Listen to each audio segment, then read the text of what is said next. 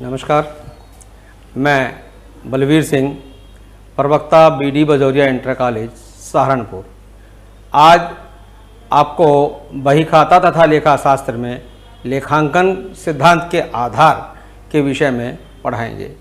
बच्चों, पिछले विषय में हमने ये पढ़ाया था आपको कि हमारा जो व्यवसाय है किस प्रकार से प्रारंभ होता है और किस प्रकार से हम उसको रखते हैं। इसके लिए हमने पुस्तपालन पद्धति को अपनाया था और पुस्तपालन पद्धति के पश्चात हमने लेखा पद्धति को अपनाया था। आज सबसे पहले पूर्व ज्ञान के विषय में पिछले अध्याय में हम ये अध्ययन कर चुके हैं कि लेखांकन का सबसे प्रथम अध्याय पुस्तपालन होता है। बच्चों, लेखांकन का जो सबसे पहला जो अध्याय होता है वो पुस्तपालन होता है। हम बहुत सारी क्रियाएं व्यापार के अंदर करते हैं, एक क्रिया नहीं होती। सुबह से लेकर शाम तक और एक दिन से लेकर के पूरे वर्ष तक बहुत सारी क्रियाएं करते हैं और उनको याद नहीं रखा जा सकता, इसलिए हम उनको पुस्तपालन में रखते हैं। और पुस्तपालन में दोहरा लेखा प्रणाली के आधार पर लेखा किया जाता है। बच्चों, सबसे पहले तो हम पुस्तपालन बनाते हैं। पुस्तपालन में तमाम जितनी भी एंट्रीज हमारी होती हैं वो सारी एंट्रीज करते हैं और एंट्रीज करने के बाद हम उनको दोहरा लेखा प्रणाली में, अर्थात डेबिट, क्रेडिट, क्या क्रेडिट होना है, क्या डेबिट होना है, किस प्रकार की एंट्रीज हैं, ये सारा कुछ हम देखते हैं। इसका प्रारंभ किसका प्रारंभ? दोहरा लेखा प्रणाली का प्रारंभ। इसका मतलब यहाँ पर दोहरा लेखा प्रणाली से है। दोहरा लेखा प्रणाली का प्रारंभ 1494 ईस्वी में ल्यूकस पैसिओली, इंग्लिश में ये नाम ल्यूकास पैसिओली है, हिंदी में इसको ल्यूकस पैसिओली कहते हैं। ल्यूकस पैसिओली ने अपनी पुस्तक के आधार, पुस्तक का नाम है द कंप्यूट ऑफ स्क्रिप्चर्स, के आधार पर किया था, जिसमें इन्होंने स्पष्ट किया कि प्रत्येक लेखा के पश्चात डेबिट इक्वल टू क्रेडिट होता है। बच्चों, आपको बता दिया जाए कि ल्यूकस पैसिओली ने 3 प्रकार के खाते हमारे को बताए थे। पहला हमारा था व्यक्तिगत खाता जो नाम से संबंधित होता है, दूसरा वास्तविक खाता जो वस्तु से संबंधित होता है और तीसरा नाम मात्र का खाता जो केवल आय और व्यय से संबंधित रहता है। तो डेबिट इक्वल टू क्रेडिट होता है। पिछले अध्याय में हमने डेबिट और क्रेडिट करने के नियमों पर भी चर्चा की थी। जैसा कि मैंने आपको बताया कि क्या डेबिट होगा। जैसे हम व्यक्तिगत खाता बना रहे हैं, व्यक्तिगत खाते में पाने वाले को डेबिट और देने वाले को क्रेडिट। वास्तविक खाता हम बना रहे हैं, आई वस्तु डेबिट, गई वस्तु क्रेडिट। और इसके बाद लाभ हानि खाता हम बना रहे हैं, तो लाभ को क्रेडिट और व्यय को डेबिट करते हैं। लेखांकन को प्राय व्यवसाय की भाषा कहा जाता है। व्यवसाय की भाषा का मतलब यहाँ पर यह है कि जो हम व्यवसाय करते हैं वही हमारा लेखांकन होता है, क्योंकि भाषा का मुख्य उद्देश्य साधन के रूप में कार्य करना होता है। जो भाषा जो हमारी होती है, लेखांकन एक भाषा, व्यवसाय एक भाषा, और भाषा का मुख्य उद्देश्य क्या है? साधन। अर्थात हम ये कह सकते हैं कि जो हमारी भाषा शैली होती है वह हमारे साधन के रूप में कार्य करती है। साधन क्या है? साधन हमारा व्यापार है, साधन हमारा लेखांकन है, साधन हमारा पुस्तपालन है, साधन हमारी दोहरा लेखा प्रणाली है। लेखांकन में व्यावसायिक क्रियाओं के परिणामों को, प्रबंध को स्वामियों और विनियोक्ताओं और सरकार आदि का भी संवहन करता है। लेखांकन में न केवल लेखांकन ही नहीं, लेखांकन के अतिरिक्त व्यापार का स्वामी, व्यापार का लेनदार, व्यापार में विनियोक्ता, सरकार की नीतियां आदि सारी शामिल होती है। प्राचीन समय में लेखांकन विवरणों की केवल व्यवसाय के स्वामियों की आवश्यकता होती थी। प्राचीन समय में केवल क्या होता था? केवल व्यापार का स्वामी, व्यापार में क्या स्टॉक है, केवल इसकी आवश्यकता होती थी। लेकिन वर्तमान समय में स्वामी के साथ साथ विनियोक्ता, लेनदार, सरकार की नीति भी आवश्यक होती है। अर्थात हम कह सकते हैं कि बिना सरकार की नीति के कोई भी व्यवसाय संभव नहीं होता, बिना सरकार की नीति के कोई भी लेखांकन संभव नहीं होता, बिना सरकार की नीति के कोई भी विनियोग संभव नहीं होता। अर्थात प्रत्येक आधार हमारा जो होता है वो किस पर आधारित है? सरकार की नीति पर आधारित होता है। अधिगम व उद्देश्य। इस अध्याय में विद्यार्थी लेखांकन का सिद्धांत के आधार पर 2 प्रकार के ज्ञान को प्राप्त करेंगे। पहला, व्यवहारिक ज्ञान, दूसरा सैद्धांतिक ज्ञान। इस अध्याय का उद्देश्य लेखांकन सिद्धांत, ये बहुत इंपॉर्टेंट वर्ड है, generally accepted accounting principles, gap बोलते हैं इसको। ये हमारे भारत की एक संस्था है, जनरली एक्सेप्टेड अकाउंटिंग प्रिंसिपल्स। इसका जो काम होता है, प्रिंसिपल्स जो हमारे सिद्धांत होते हैं, उन सिद्धांत को एक्सेप्ट करना होता है, का अध्ययन करना है। सामान्यतः मान्य स्वीकृति लेखांकन सिद्धांत की विचारधारा से अवगत होना इसका प्रमुख उद्देश्य है। जो हम सिद्धांत बनाते हैं, उन सिद्धांत को हमारी जो संस्था गैप है, इस गैप को जो हमारी संस्था है, ये गैप इसको सामान्य स्वीकृति के आधार पर ये नियम को बना देती है। लेखांकन सिद्धांतों के लिए प्रयुक्त शब्द कौन कौन से हैं? लेखांकन सिद्धांतों को विभिन्न नामों से जाना जाता है। नंबर 1 अवधारणा, हमारा कॉन्सेप्ट क्या है। परंपरा, हमारी परंपरा क्या है। स्वयं सिद्ध मान्यताएं, हमारी जो पहले से अपने आप ही जो स्वयंभू मान्यताएं होती हैं, वो स्वयंभू मान्यताएं। मान्यताएं या परिकलन, ये मान्यता इस मान्यता में अंतर होता है। ये मान्यता स्वयंभू होती है, ये मान्यता समाज के आधार पर परिकलित की जाती है। संशोधक सिद्धांत, जो मान्यताएं हम बनाते हैं, ये जो मान्यताएं समाज ने स्वीकार कर ली है, उनमें जो संशोधन होता है उसको संशोधक सिद्धांत कहते हैं। और उसके बाद ये अकाउंटिंग स्टैंडर्ड्स हमारे होते हैं, ये भारत के अंदर ICAI बनाता है और अभी तक काफ़ी स्टैंडर्ड्स बन चुके हैं, लेकिन वो स्टैंडर्ड्स अभी मानक के रूप में वर्क कर रहे हैं। लेखांकन सिद्धांत मनुष्यकृत होते हैं। लेखांकन जो सिद्धांत होते हैं मनुष्यकृत होते हैं, मतलब उनको मनुष्य के प्रयोग के व्यवहार के आधार पर बनाया जाता है। लेखांकन जो सिद्धांत है मनुष्यकृत होते हैं, इसलिए ये अनुभव, तर्क और प्रयोग के आधार पर तैयार किए जाते हैं। मनुष्य जो अनुभव करता है, मनुष्य जो तर्क देता है, मनुष्य जो प्रयोग करता है, मनुष्य जो व्यवहार में लेकर आता है, उसके आधार पर लेखांकन सिद्धांत मनुष्य बनाए जाते हैं और इसीलिए लेखांकन सिद्धांतों को मनुष्यकृत सिद्धांत कहते हैं। जिन विभिन्न शब्दों को हमने अध्याय में अध्ययन किया है, वे सभी शब्द मूल्यांकन सर्वमान्यता, हमने पिछले पेज पर जो है जितने 6 शब्द थे हमारे, उन 6 शब्दों को जो हमने प्रयोग किया है, उन शब्दों के मूल्यांकन सर्वमान्यता, मतलब सभी मूल्यांकन करना और उनको सभी को मानना, सर्वग्राह्यता, सभी को ग्रहण करने के लिए आधार पर न होकर सामान्य स्वीकृति।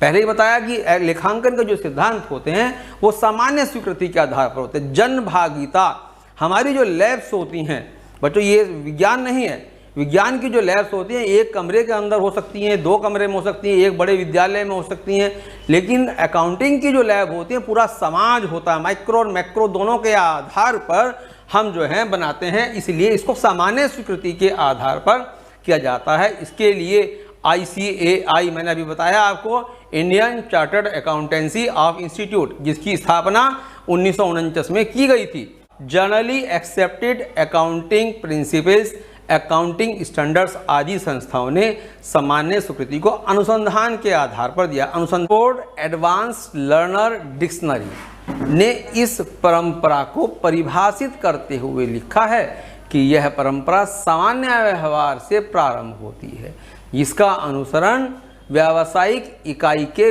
वित्तीय विवरण के अभिलेख में सार्वभौमिक रूप से किया जाता है। ऑक्सफोर्ड एडवांस लर्नर डिक्शनरी ने क्या लिखा है? सामान्य व्यवहार से प्रारंभ होती है। हम सामान्य व्यवहार में कहाँ जाएंगे? हम सामान्य व्यवहार में जाएंगे समाज के पास, हम सामान्य व्यवहार में जाएंगे प्रत्येक समाज की छोटी इकाई के पास, समाज की छोटी से छोटी इकाई के पास, और छोटी से छोटी इकाई को लेते हुए हम समाज की बड़ी इकाई के पास जाएंगे। वहाँ से हम क्या करेंगे? लेखांकन का प्रारंभ करेंगे। लेखांकन का पहले स्टेप क्या है? पुस्तपालन। पुस्तपालन के बाद लेखांकन, और लेखांकन से हम कहाँ चले जाएंगे? अपने वित्तीय विवरण के अभिलेख में चले जाएंगे। हम कहाँ जाएंगे? सामान्य अनुसरण करेंगे उसका, और अनुसरण करने के बाद वित्तीय विवरण को हम चेक करेंगे। लेखांकन परंपरा को 4 भागों में विभाजित किया जाता है। नंबर 1, पूर्ण प्रकटीकरण की मान्यता, एक रूपता की परंपरा, रूढ़िवादी की परंपरा, सारता की परंपरा। ये 4 परंपराएं हमारी हैं। इसको हम आगे विस्तृत अध्ययन करेंगे जब हम अवधारणा का टॉपिक पढ़ेंगे। इसको चारों को हम जो है हम अवधारणा के टॉपिक में पढ़ेंगे। इसको लेखांकन सिद्धांत की विशेषताएं। नंबर 1, लेखांकन सिद्धांत मनुष्य द्वारा निर्मित होते हैं। पहले से तय है, पहले से बताया जा रहा है आपको, लेखांकन सिद्धांत जो है कोई प्रैक्टिकल नहीं है, मनुष्य द्वारा निर्मित है। यह प्रयोगशाला परीक्षणों का परिणाम नहीं है, मतलब इसमें प्रयोगशालाएं नहीं होती। जो प्रयोगशालाएं जो हमारी होती हैं बच्चों, वो केवल क्या होती हैं, वो प्रयोगशालाएं केवल समाज होता है। हम समाज में जाते हैं और समाज में ही उनका परीक्षण करते हैं। लेखांकन आंकड़ों को अधिक उपयोगी बनाने के लिए परिवर्तनशील समाज में, अब देखो यहाँ पर ये परिवर्तनशील समाज आ गया बच्चों। परिवर्तनशील समाज है तो नियम भी परिवर्तित होंगे। जैसे विज्ञान के नियम होते हैं, विज्ञान में नियम कैसे होते हैं, ठीक है ना, लेकिन हमारे यहाँ अकाउंटिंग में जो नियम होते हैं वो परिवर्तनशील होते हैं। परिवर्तनशील क्यों है? आज समाज डेवलप नहीं है, पिछड़ा हुआ समाज है, तो पिछड़े हुए समाज के लिए नियम अलग बनाए जाएंगे। फिर मध्यम दर्जे का समाज आ गया, मध्यम दर्जे के समाज के लिए नियम अलग बनाए जाएंगे। मध्यम दर्जे के बाद उच्च मध्यम दर्जे का समाज आ गया, उसके लिए नियम अलग बनाए जाएंगे। फिर जो है उच्च समाज आ गया, उसके लिए नियम बच्चों अलग बनाए जाएंगे। तो इसलिए क्या लिखा हुआ है यहाँ पर? इसके लिए लिखा हुआ परिवर्तनशील समाज में इन सिद्धांतों का विकास किया जाता है। पहले परिवर्तनशील समाज में, और इन सिद्धांतों का कौन सिद्धांत, जो हम ऊपर सिद्धांत लेकर चल रहे हैं, प्रायोगिक सिद्धांत जो लेकर चल रहे हैं, उनका विकास किया जाता है। नंबर 2 पर सिद्धांतों की सर्वमान्यता, औचित्य, निरपेक्षता, व्यवहार्यता के आधार पर, ये व्यवहार्यता ही वर्ड है, व्यवहारिकता नहीं है, ये ध्यान रहे, ये वर्ड जो है व्यवहार्यता ही है, व्यवहारिकता नहीं है, के आधार पर होता है। अर्थात उद्देश्यों की पूर्ति, विश्वसनीयता, सत्यता और जटिलता का प्रयोग करके सामान्य स्वीकृति को अपनाया जाता है। नंबर 3, लेखांकन सिद्धांत में व्यापार पद्धति, रीति रिवाजों और अंतिम विवरणों का प्रयोग करने वाले विचारों और विश्वासों का प्रभाव पड़ता है। लेखांकन सिद्धांतों में व्यापार पद्धति, व्यापार की पद्धति कैसी है? व्यापार पद्धति में बहुत सारी पद्धतियाँ आती हैं। व्यापार पद्धति में एकांकी व्यापार से लेकर के आज की डेट में मल्टीनेशनल कंपनी तक जो हमारी व्यापार की पद्धतियाँ होती हैं वो सारी की सारी आएंगी। हम प्रारंभ में एकांकी व्यापार पे चलते हैं, फिर हम पार्टनरशिप पे चलते हैं, पार्टनरशिप के बाद हम कंपनी पे चलते हैं। अब कंपनी के भी विभिन्न स्वरूप हो गए, देसी कंपनी, विदेशी कंपनी, सरकारी कंपनी, निजी कंपनियां, बहुत सारे स्वरूप हो गए। उन सारी कंपनियों को लेते हुए अंतिम विवरणों का प्रयोग करने वाले विचारों, व्यापार पद्धति और रीति रिवाज। रीति रिवाज क्या है? जिस समाज के जैसे रीति रिवाज हैं उस समाज पर वैसे ही कार्य, जो हमारे नियम होते हैं उसका वैसा ही प्रभाव उस पर पड़ जाता है, तथा विचारों तथा विश्वासों का प्रभाव पड़ता है। लेखांकन की अवधारणा बहुत इंपॉर्टेंट पार्ट है और पूरा अकाउंट जो है लगभग इन्हीं अवधारणाओं पर आधारित है। व्यवसाय की इकाई अवधारणा पहली, चालू व्यवसाय की अवधारणा, मुद्रा मापन की अवधारणा, द्विपक्षीय अवधारणा, अवधि अवधारणा, पूर्ण प्रकटीकरण की अवधारणा, एक रूपता की अवधारणा, रूढ़िवादिता की अवधारणा और सारता की अवधारणा। व्यवसाय की इकाई अवधारणा, व्यवसाय की इकाई अवधारणा में व्यापार एक पूर्ण व स्वतंत्र इकाई है। व्यापार क्या है? पूर्ण है, पूरा है, अपने आप में पूरा है, स्वतंत्र है, जिसमें लेनदार, स्वामी आदि व्यापार के अस्तित्व से अलग माना गया है। व्यापार का लेनदार हो या व्यापार का स्वामी हो या व्यापार में विनियोक्ता हो, ये व्यापार से अलग अलग माने गए हैं। बच्चों, जो व्यापार का जो स्वामी है, व्यापार की जो पूंजी है, व्यापार का जो लेनदार है, वो व्यापार से अलग अलग है। इसलिए अगर पूंजी है व्यापार की है, व्यापारी की नहीं, क्योंकि पूंजी लगने के पश्चात व्यापार और व्यापारी दोनों अलग अलग हो जाते हैं। इसलिए अगर व्यापार से पूंजी निकाली जाती है उसको आहरण कहते हैं, उसको पूंजी नहीं कहते, वो उसको वापस करनी पड़ती है। चालू व्यवसाय की अवधारणा, इस अवधारणा के अंतर्गत यह मान लिया जाता है कि व्यवसाय तब तक निरंतर चालू रहेगा जब तक व्यापारी दिवालिया नहीं हो जाता। हम ये मान के चलते हैं कि व्यापार कब तक चालू रहेगा, जब तक व्यापारी दिवालिया नहीं हो जाता या वह व्यापार समाप्त नहीं कर देता। जब तक दोनों में से किसी एक कंडीशन के द्वारा व्यापार समाप्त नहीं होगा, जब तक चालू व्यवसाय की अवधारणा चलती रहेगी। हम ये मान के चलेंगे कि व्यवसाय हमारा चलता रहेगा।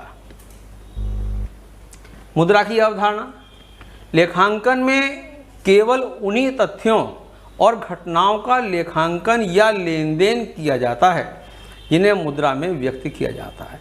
अर्थात लेखांकन हो, व्यापार हो, दोनों में आज की दशा में, आज की डेट में, आज के अभिव्यक्त में केवल मुद्रा में ही व्यक्त किया जाएगा। केवल मुद्रा, अगर मुद्रा है तो व्यापार है, मुद्रा है तो लेखांकन है, अगर मुद्रा नहीं है तो लेखांकन संभव नहीं है। संस्था के मालिक की स्वास्थ्य स्थिति, जो संस्था का मालिक है उसकी स्वास्थ्य स्थिति कैसी है, विक्रय नीति क्या है। स्वास्थ्य स्थिति का मतलब यहाँ पर यह है वे चलने फिरने में, अपने बोलचाल की भाषा में, व्यवहार में कैसी उसकी नीतियाँ हैं, विक्रय नीति क्या है आदि के संबंध में महत्वपूर्ण परंतु लेखांकन की दृष्टि से महत्वहीन होते हैं। मैं आपको ये बता दूं कि महत्वपूर्ण तो हैं, स्वास्थ्य स्थिति भी और विक्रय की नीति भी दोनों महत्वपूर्ण है, लेकिन लेखा करने के लिए इसकी कोई आवश्यकता नहीं होती है, महत्वहीन होते हैं क्योंकि ये मुद्रा मापन में शामिल नहीं किया जाता। किसको? ये जो स्थिति हमारे स्वास्थ्य स्थिति है, विक्रय की नीति है, क्रय की नीति है, ये जो नीतियाँ हमारी होती हैं इनको मुद्रा में शामिल नहीं किया जाता, इसलिए व्यापार के लिए कैसे होते हैं, लेखांकन के दृष्टिकोण से कैसे होते हैं, महत्वहीन होते हैं। अब द्विपक्षीय अवधारणा, द्विपक्षीय अवधारणा लेखांकन नियम के अनुसार डेबिट इक्वल टू क्रेडिट। आपको प्रारंभ से ही बताया गया है बच्चों, आपको बिल्कुल प्रारंभ से बताया गया है कि लेखांकन जो हमारा होता है वो द्विपक्षीय अवधारणा पर आधारित होता है। द्विपक्षीय अवधारणा किसने लागू की थी? वो की थी लुकास पैसिओली ने।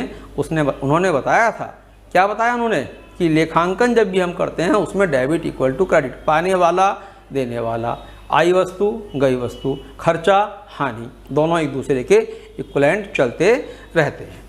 Debit equal to credit, debit equal to credit में हमारे पास जो नियम होते हैं वो हमारे जो नियम है वो लुकास पैसिओली द्वारा 1494 में दिए गए हैं।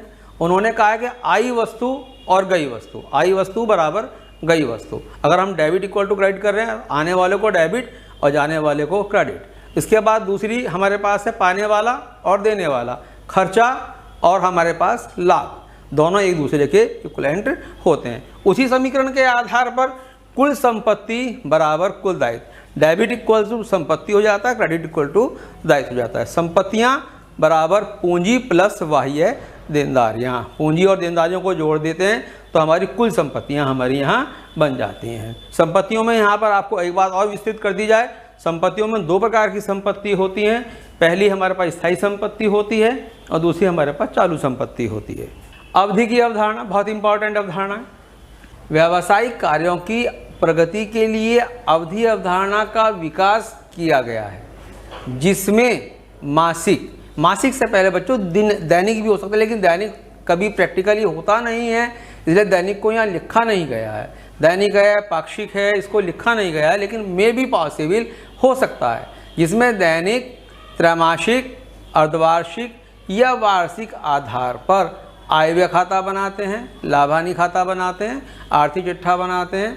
किसके लिए? व्यापार कार्यों की प्रगति के लिए। अगर हम अपने व्यावसायिक कार्य को प्रगति देना चाहते हैं तो इसका मतलब ये हुआ कि हमें आय व्यय खाता बनाना आवश्यक होता है, चाहे बनाएं हम उसको मासिक, चाहे बनाएं त्रैमासिक, चाहे बनाएं अर्धवार्षिक, चाहे बनाएं वार्षिक। इसी प्रकार से अगर हम व्यावसायिक कार्य को तो प्रगति देना चाहते हैं तो तुलनात्मक आधार पर हमें आर्थिक चिट्ठा बनाना आवश्यक होता है। और आर्थिक चिट्ठा प्राय एक वर्ष में एक बार बनता है, लेकिन कंपनियों का ये अथॉरिटी है कि एक तिमाही चिट्ठा भी कंपनियां बना सकती हैं। अब है नेक्स्ट हमारे पास पूर्ण प्रकटीकरण की अवधारणा। इस सिद्धांत के अनुसार वित्तीय विवरण ईमानदारी से तैयार किए जाने चाहिए। जो वित्तीय विवरण हमारे होते हैं वो ईमानदारी से, वित्तीय विवरण कौन से, जो ऊपर अभी बताए गए हैं, आय व्यय खाता, लाभ हानि खाता, आर्थिक चिट्ठा, इसमें ईमानदारी का प्रयोग करना चाहिए, बेईमानी का प्रयोग नहीं करना चाहिए। किसी प्रकार की कोई त्रुटि अगर है तो उस त्रुटि को इनको बनाने से पूर्व ही दूर कर लेना चाहिए। कंपनी अधिनियम कंपनी अधिनियम के कंपनी लेखों में, कंपनी अधिनियम वर्तमान में चल रहा है 2013, इससे पहले चल रहा था 1956। तो 9 अगस्त 2013 को कंपनी अधिनियम हमारे यहाँ पारित हुआ और 1 अप्रैल 2014 को कंपनी अधिनियम लागू किया गया। उन नियमों के अनुसार आवश्यक तथ्यों के प्रकटीकरण हेतु व्यवसाय की है। इसमें वित्तीय विवरण, आर्थिक चिट्ठा आदि का तुलनात्मक मैं आपको बता दूं, यहाँ नियम है शेड्यूल 3 2013 का बनाना आवश्यक होता है, जिससे तुलनात्मक आर्थिक चिट्ठा तैयार किया जा सके। एक रूपता की अवधारणा, यहाँ की कॉलर जो वर्ड है, कॉलर हमारे विद्वान हुए हैं, उनके अनुसार एक रूपता को 3 भागों में विभाजित किया गया है। उदग्र एक रूपता, क्षैतिज एक रूपता और त्रिमुखी, तृतीयमुखी एक रूपता एवं भ्रम को दूर करके तुलनात्मक विश्लेषण को सहज बनाती है। तुलनात्मक अध्ययन किस चीज़ का है? तुलनात्मक अध्ययन यहाँ पर हमारे पास एक बैलेंस शीट का होता है, दूसरा कैश फ्लो का होता है, तीसरा फंड फ्लो का होता है, चौथा हमारा जो अनुपात विश्लेषण होता है उसमें होता है। ये जो है तुलनात्मक अध्ययन के आधार पर विश्लेषण तैयार करती हैं। रूढ़िवादिता का अवधारणा, रूढ़िवादी का अवधारणा इम्पॉर्टेंट पॉइंट है, इसमें से इम्पॉर्टेंट क्वेश्चन भी निकलते हैं।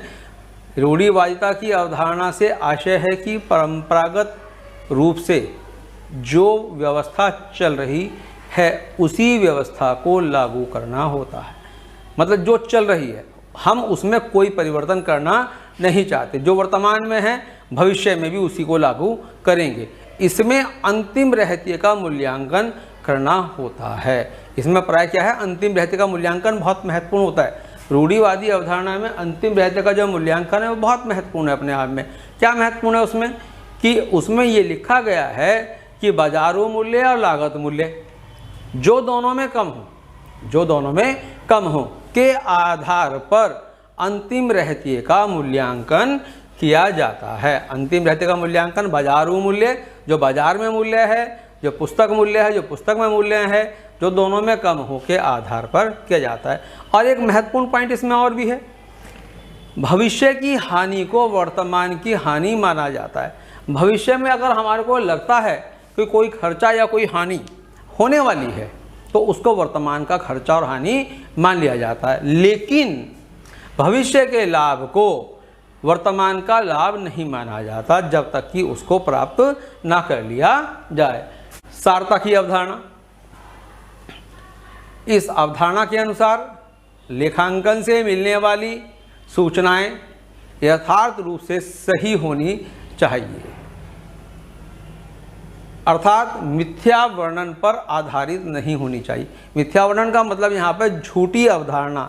झूठी अवधारणा का मतलब यहाँ पर यह है कि हमने कहा शुरू में कहा कि सर्वमान्यता। अब सर्वमान्यता में कोई 5 लोग इकट्ठे हुए और 5 लोगों ने अपनी मान्यताएं तैयार की, वो मिथ्या वर्णन कहलाती है। तो इसलिए क्या कहा गया, इस अवधारणा के अनुसार लेखांकन से मिलने वाली सूचनाएं यथार्थ रूप से सही होनी चाहिए। जो हम लेखांकन कर रहे हैं, पुस्तकालय से जो हमने लेखांकन तैयार किया है, उसकी जो हमारे पास सूचनाएं हैं वो बिल्कुल एक्यूरेट फिगर में होनी चाहिए, अंकेक्षण के आधार पर बिल्कुल तैयार की होनी चाहिए।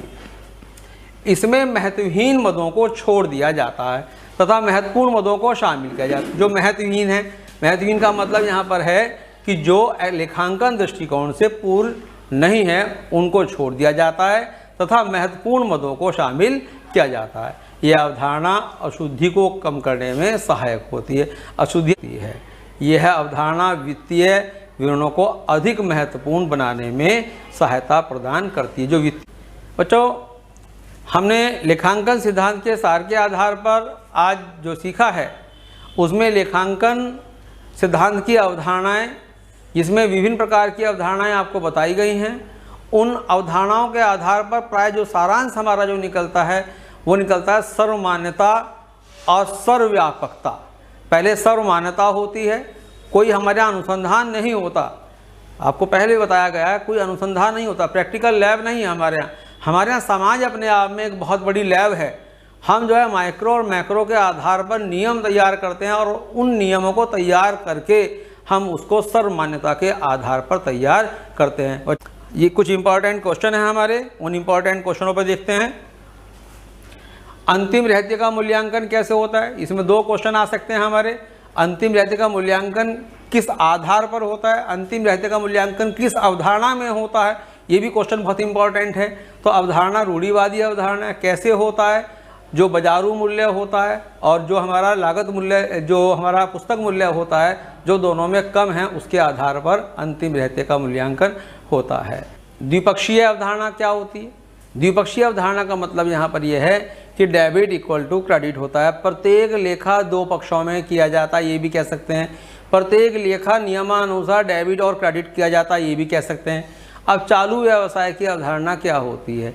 चालू व्यवसाय की अवधारणा का मतलब यहाँ पर है कि व्यवसाय जब तक चलेगा जब तक कि उसको समाप्त न कर दिया जाए। व्यवसायवादी अवधारणा का उदाहरण ऊपर दिया गया है। अंतिम रहस्य का जो उदाहरण है, लाभ का जो उदाहरण है कि भविष्य का लाभ वर्तमान का लाभ नहीं होता और भविष्य की हानि जबकि वर्तमान की हानि होती है।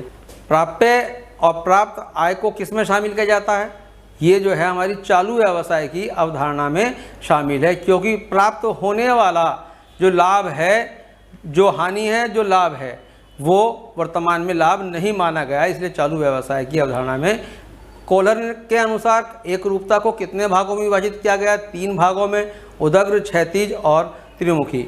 बच्चों, ये हमारा टॉपिक हमारा आज का था, लेखांकन सिद्धांत की अवधारणाओं का टॉपिक था। इस टॉपिक में हमने सर्वमान्यता, सर्वसामाजिकता, सर्वव्यापकता के आधार पर जो सीखा है, उसमें ये सीखा है कि हमारे पास जो नियम बनते हैं वो सर्वमान्यता के आधार पर बनते हैं। हम समाज के अंदर जाते हैं, समाज में नियमों को लेते हैं, समाज में नियमों के आधार पर अपने नियमों को तैयार करते हैं।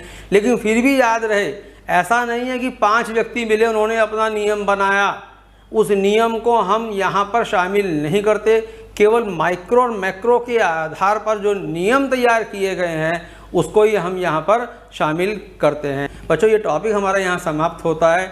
अगले टॉपिक में हम दोहरा लेखा प्रणाली के अन्य विषयों के बारे में पढ़ेंगे। जब तक के लिए नमस्कार।